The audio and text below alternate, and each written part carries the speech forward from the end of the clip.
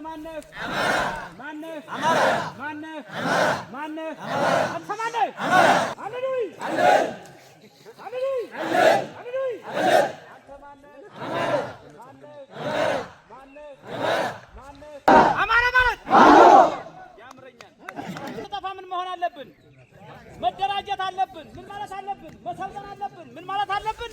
አንድ መሆን አለብን። አለ ሃሌሉያ ሃሌሉያ የአንድነት ድምጽ ይሄ ነው። ሃሌሉያ አማራ አማራ አለን ወይ? አለን ወይ? አለን ወይ? አለን ወይ? አንተ ማነህ? ማነህ? ማነህ? ማነህ? ማነህ?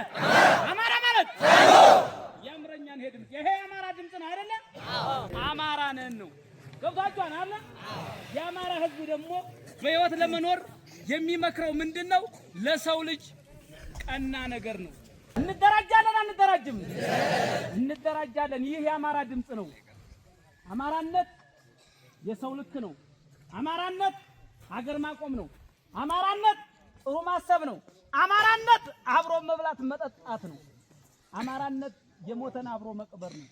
አብይ አህመድ ግን አሁን የመጣብን አገራችንን ሊያፈርስ የሀገራዊ ምክክር ብሎ እሱ ሲመክር አገር እያፈረሰ ነው። እኛ ግን እየተማከርን ያለነው ምክክር እያደረግን ያለነው ምንድነው? አገራችንን ለማስቀጠል ምን ለማድረግ ነው? ለማስቀጠል አገራችንን ለማዳን ነው እኛ የምንመካከረው። አብይ አህመድ የሚመክረው አገር ለማፍረስ ነው። ማንን? ኢትዮጵያን። ማንን ገሎ? አማራን ገሎ አብይ አህመድ ኢትዮጵያን ሊያፈርስ የመጣው። ለሀገራችን እንሞታለን አይደል? ይሄ ነው አገር የተሰራው ከማን ነው ካላችሁ ከአማራ ነው የተሰራው። ሀገሩን የማይሸጥ የማይፈራ የማይኮራ አማራ በዚህ ልክ ነው ህዝባችን። እንደማመጣለን። አሉባልታ ያስወሩብናል፣ ሐሜት ያስወሩብናል። ፋኖን እናማዋለን እንዴ? አናማውም። ግን ምን እንለዋለን? እንመክረዋለን። ምከሩን ልጆቻችሁን ምክር እንቀበላለን። የአባቶቻችንን ምክር እንቀበላለን። ፋኖ ከህዝብ በታች ነው። ከህዝብ በታች ነን። ከምን? ከእናንተ ከጫማችሁ ስር ነን እንጂ ከፈጣሪ በታች ነን እኛ። ነገር ግን ደግሞ ከእናንተ ከህዝብ በታች ሆነን እናንተን የምንጠብቅ ምን እንዳትሆኑ ያላግባብ የጅል ሞት እንዳትሞት እንዲህ ብለው ቢመጡም ግን ከ30 ክላሽ ተነስቶ ከነፍስ ወከፍ መሳሪያ ተነስቶ እስከ ዙ 23 የማረከ የእናንተ ልጅ እኮ ጀግናው እኮ ነው። አንዴ ለጦራሪ ክፍለ ጦር ሞራል ዝጥልኝ አካባቢውን ያላስደፈረ የሚመግባት ማን ነው? ይሄ ህዝብ ነው። አለን ወይ አማራ? ይሄን ነው የምንፈልገው ለአማራ።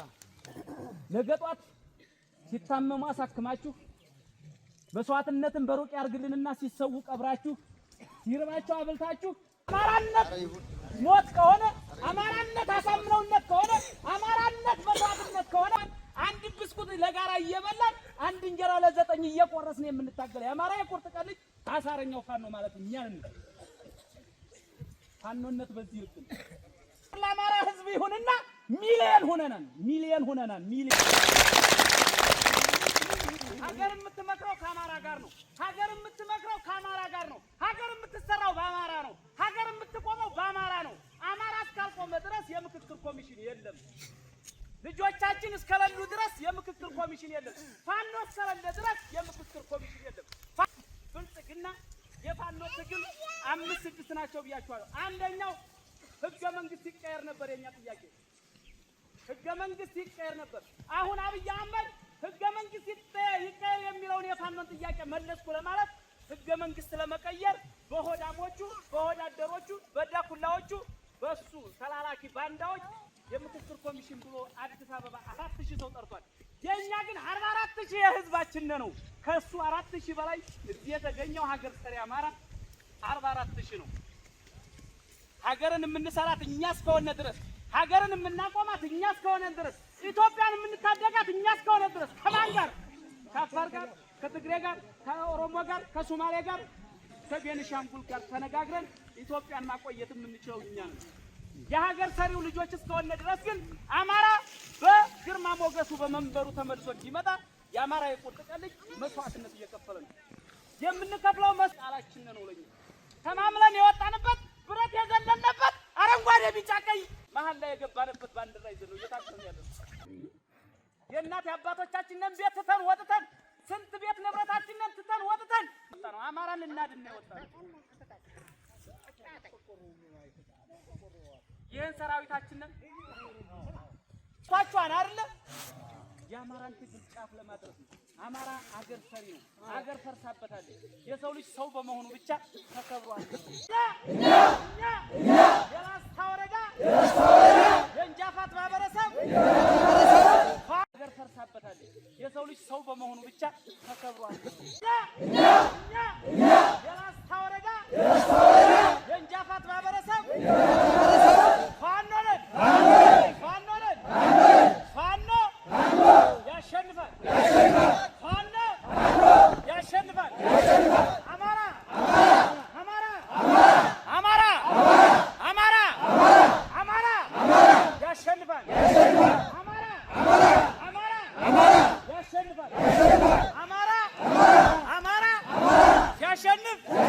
ሲያሸንፍ የምክክር መድረክ ይፈጠራል። ያሁኑ የአብይ የምክክር መድረክ ሀገር ማፍረስ ነው። እኛ አማራ በልጆቻችን በፋኖ የምክክር ጉባኤ ከሌሎች ክልሎች ጋር ተወያይተን የጠፋችውን ኢትዮጵያ ተመካክረን እንገነባለን። ሀገር እንሰራለን። ሀገር ሰሪው አማራ ከሌሎች ሀገሮች ጋር የጠፋችው ኢትዮጵያ ይመሰርታል። አማራ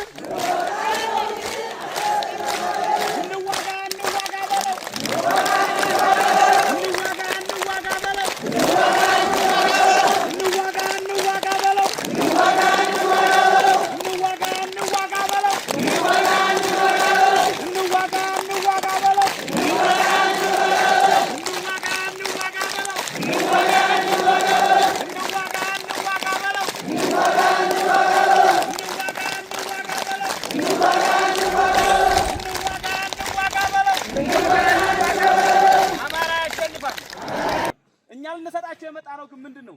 የአማራ ትግል የደረሰበትን ደረጃ ለማሳወቅ ነው። የአማራ ትግል የተነሳበት መነሻው ምንድነው ነው? አሁን ያለበት ደረጃ ምንድን ላይ ነው? ሶስት ነገሮች ብቻ እንወያያለን።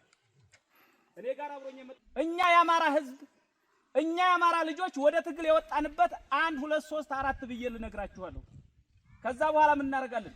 የእውነት የአማራ ልጅ የሚታገለው እውነተኛ ነው ብላችሁ ነው የምታበሉና የምታጠጡና የምትቀብሩና የምታሳክሙና የምትሸሽጉና የምትደብቁና እውነተኛ ትግል ስለምንታገል ነው። ነገር ግን ደግሞ በደንብ ስንነግራችሁ ደግሞ ይገባችኋል። ስልካችሁ የአማራ ህዝብ የመኖርና ያለመኖር የህልውና አደጋ ውስጥ ሆኖብን ነው።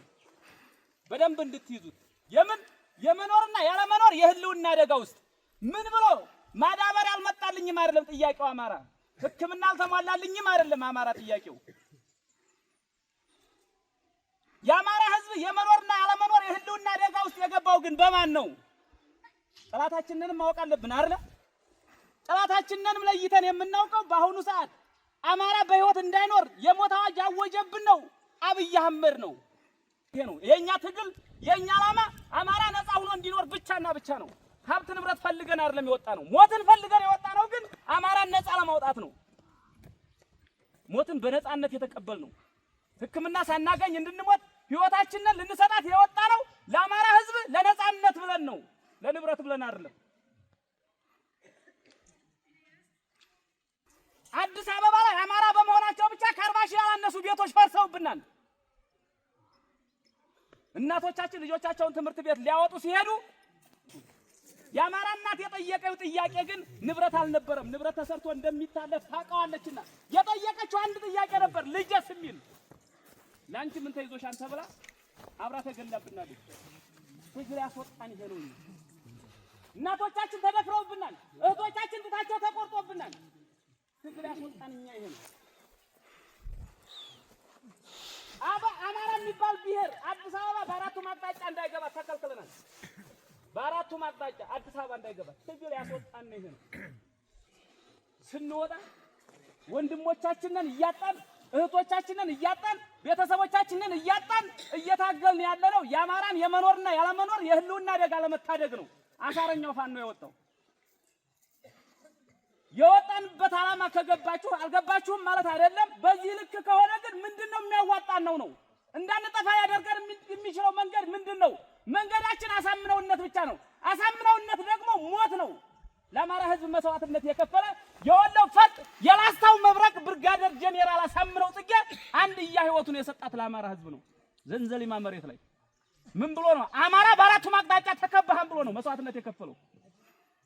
የሃይማኖት አባቶች ብትችሉ መሬት ላይ ያለ ሀቅ ተናገሩ፣ ባትችሉ እንደ አቡነ ጴጥሮስ ሁኑ ነው ያለው ብርጋዴር ጄኔራል አሳምነው ጽጌ።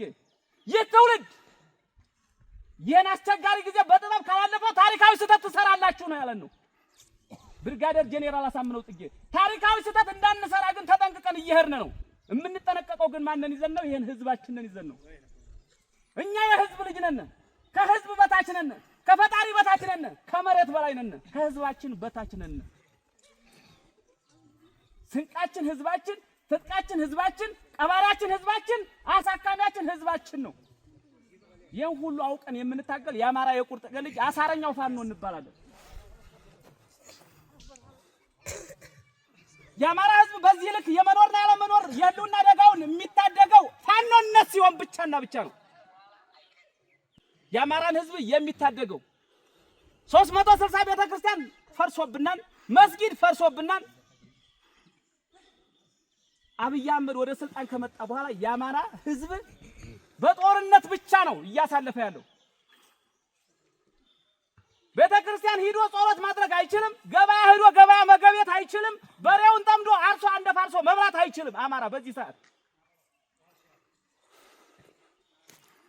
ስለዚህ ይህንን ትግል ለመታገል መነሻችንን ነግረናችኋል። የአማራ ትግል አሁን ምን ላይ ነው?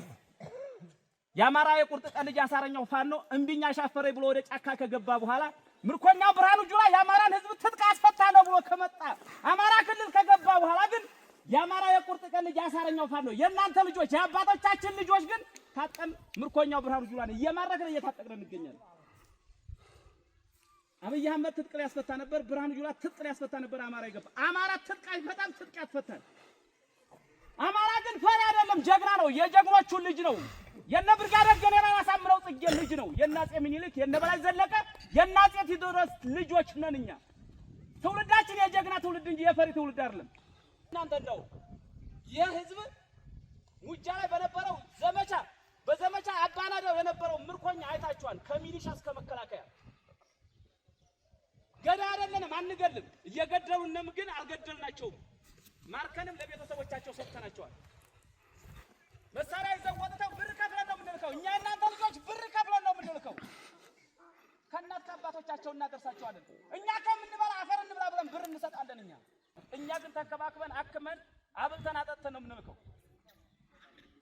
የመከላከያ ጄኔራል ፋኖን አያገኘውም በጭራሽ። የሚያገኘው ግን ማንን ነው? ምስኪኑን አርሶ አደር ነው።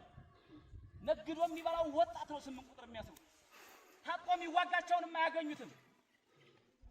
እንጃፋት ሲገባ ጸጉር ቤት ሰርቶ የሚበላውን ባጃጅ ሰርቶ የሚበላውን እንጨት ሽጦ የሚበላውን ወጣት ሲያገኙ ፋኖን አገኘን እያሉ ነው በ8 ቁጥር የሚያስሩ።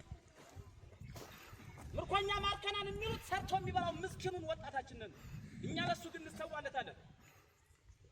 የአማራ ህዝብ በፋኖ ጉዳይ ያገባዋል። የፋኖ አዛዡ የአማራ ህዝብ ነው። ይህን እንድታቀሉ እንፈልጋለን። የፋኖ አዛዡ የአማራ ህዝብ ነው። ፋኖ የሚታዘዘው ለአማራ ህዝብ ነው። ፋኖ የሚታዘዘው ለአማራ ህዝብ ከሆነ የፋኖ አዛዡ የአማራ ህዝብ ከሆነ ፋኖ ማለት አማራ ነው፣ አማራ ማለት ፋኖ ነው የሚለው መፈክር ይሄ ነው።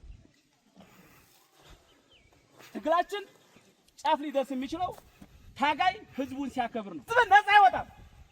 ታጋዩን ያላከበረ ህዝብ ነፃ አይወጣም። ምክንያቱም የመኖርና ያለመኖር የህልውና አደጋ ውስጥ ሆነ ታጋይህን ካላከበር፣ ካላበላው፣ ካላጠጣው፣ ካላሳከምከው ነፃ ልትወጣ አትችልም።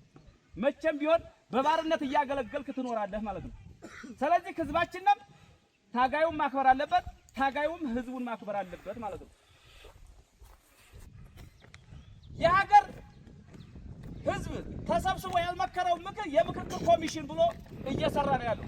ይህን ነገር ያመጣው መቼ ነው? የአማራ ልዩ ኃይል ይፍረስ። እዚህ ውስጥ ልዩ ኃይል ልትኖሩ ትችላላችሁ። የአማራ ልዩ ኃይል ይፍረስ ተብሎ 2015 ዓመተ ምህረት መጋቢት 24 እና 25 አካባቢ አጀንዳ መጥታ በ28 እና በ29 የአማራ ልዩ ኃይል ሲፈርስ በሁሉም ክልል ያለ ልዩ ኃይል ይፈርሳል ነበረ።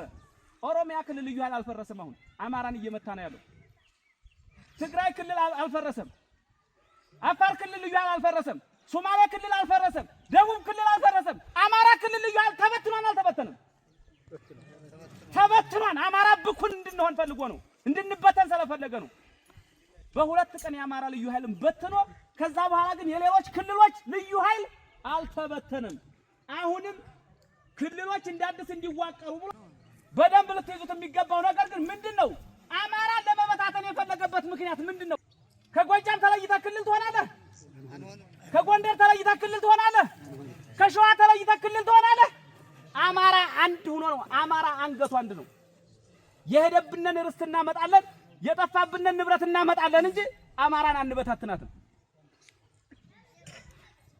የአማራ ህዝብ ሊወከል የሚችለው በልጆቹ በፋኖ ብቻና ብቻ ነው። አብይ አህመድ ግን የምክክር ኮሚሽን ብሎ 4000 ሰው የሰበሰበው አበል የከፈላቸው አብይ አህመድ በዚህ ሰዓት የሃይማኖት አባት የኦርቶዶክስ ኃላፊም አብይ አህመድ ነው። የሲኖዶሱ ኃላፊ አብይ አህመድ ነው። የሙስሊሞቹ ኃላፊ አብይ አህመድ ነው። የፖሊስ ኮሚሽነር ኃላፊ አብይ አህመድ ነው። የመከላከያ ኃላፊ አብይ አህመድ ነው። ምርጫ ተመራጩ አብይ አህመድ ነው። አስመራጩ አብይ አህመድ ነው። አብይ አህመድ የሁሉንም ስልጣን ይዞ እያዞራቸው ያለው አማራን እንድንገል ሃይማኖትን እንድናጠፋ እያለ እየሰበከ ያለ። እኛ ጥያቄያችን የአማራ ጥያቄ ከ7 ከ8 ያላነሱ አብይ አህመድ ሊፈታቸው የማይችሉ የተለያዩ ብሔር ብሔረሰቦች ጋር ሆነን የምንፈታቸው ጥያቄዎች አሉ። የአማራ ህዝብ አሁን እየታገለ ያለው ራሱን ነፃ ለማውጣት ነበር። አሁን ሀገረ መንግስት እየሰራን ነው። ራሳችንን ነፃ አውጥተናል። አብይ አህመድ ከሚለው በላይ ታጥቀናል። እኛ የታጠቅነው ትጥቅ አማራን የመኖርና ያለመኖር አደጋውን ከመታደግ አልፎ ምን ላይ ደርሰናል? አሁን ሀገረ መንግስት መስራት ላይ ደርሰናል። የአማራ ህዝብ ከትግራይ ህዝብ ጋር አልተጣላም፣ ከኦሮሞ ህዝብ ጋር አልተጣላም፣ ከሶማሌ ህዝብ ጋር አልተጣላም፣ ከአፋር ህዝብ ጋር አልተጣላም። የአማራ ህዝብ የተጣላው ማን ነው? የአብይ አህመድ የስልጣን ጠባቂ ብቻ ነው። እኛ ደግሞ ህዝብ ነን፣ የህዝብ ልጅ ነን። ፋኖ ማለት ህዝብ ነው ብለናል። እኛ ደግሞ ከየትኛውም ህዝብ ጋር የመስራት መብት አለን። ይችን ሀገር ለማቆየት ኢትዮጵያ እንዳትፈርስ ለማድረግ ከተለያዩ ክልሎች ጋር አብረን እንሰራለን። አንድ ነው። እሱ ማን ነው ካላችሁ አብይ አህመድ ብቻ ነው።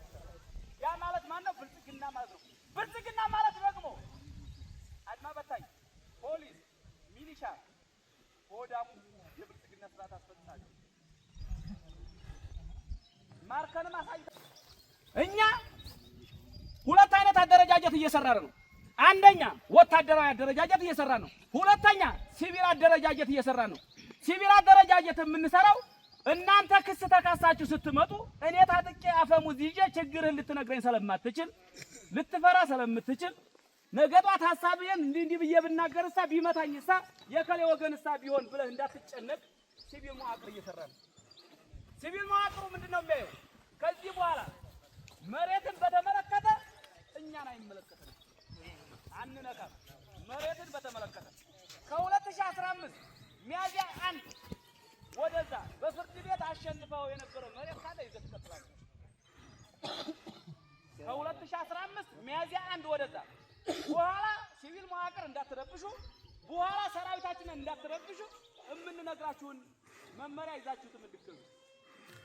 እኛውን ልንገኛችሁ የምንችለው ምንድነው? ዘንበር ከተገፋብህ፣ ዛፍ ከተቆረጠብህ፣ ድብህን ከቆፈረብህ፣ ድንጋይ ተንከባለህ ወታይ ካረፈብህ፣ ዛፍ ተቆርጦ ከታች ካረፈብህ እነዚህ ነገሮች እኛ ልናያቸው እንችላለን። የምናየው ግን በማን ነው?